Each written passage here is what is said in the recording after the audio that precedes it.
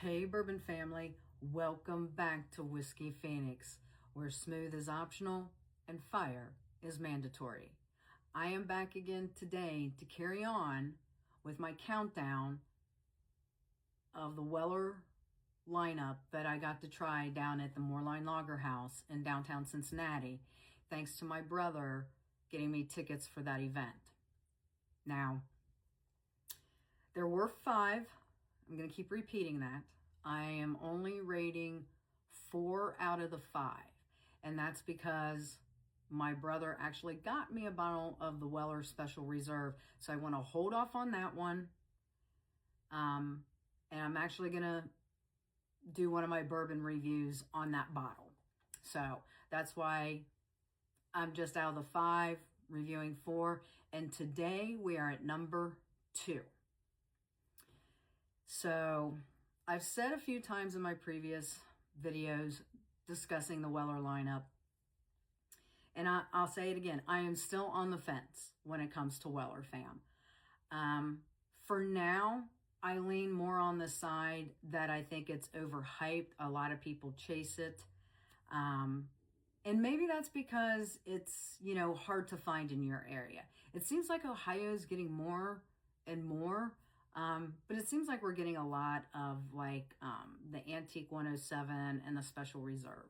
But I don't follow it that closely because A, I can't go out and chase it right now.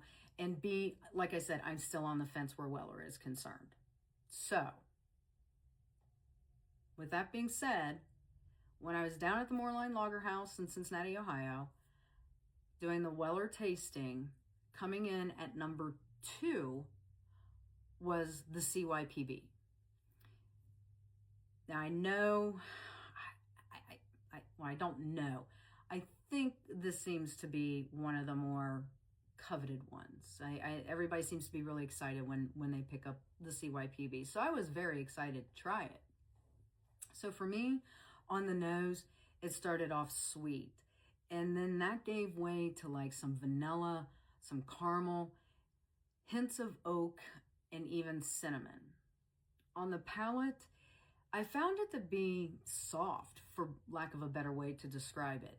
And I guess soft meaning it wasn't hot and spicy. So I think that's why in my notes I took down it was soft. That sweet on the nose carried through to the palate. So did the vanilla, but it gave way more to a vanilla frosting on the palate, which I found very intriguing. I also got some baking spice and even, I think, some black cherry. That's what I put down in my notes. So I must have been able to determine, hey, I know it's a dark fruit, and I think for me on my palate, it's a black cherry. So on the finish, I did find it to be medium. And then it was weird because then all of a sudden I got this slight heat. And a touch of spice that I didn't pick up on the nose. Baking spice to me isn't hot, so to speak. So that was very intriguing on the finish, that it was a medium finish. I started to feel some heat build, and there was a touch of spice, and that vanilla just went all the way through from nose to palate to the finish for me. Overall, based on the 4 that I am rating, this one coming in at number 2, it finished above the Moorline barrel pick of the full proof. It finished above the Antique 107. I really enjoyed it, and I can understand a little bit, having tried it, why people may be more inclined to really search out for the CYPB. So there you have it, fam. On this hump day, we are halfway through the work week. Can you believe it? Hopefully it seems like it's going fast for you guys, being first full week back at, if you have kids at school and if you're at work. Hopefully this hump day is going by fast for you. Have you had the Weller CYPB? If you have, drop in the comments and let me know. I'd be interested what your guys' takes are. And I love to hear all your guys' comments on my take on the Antique and the Full Proof.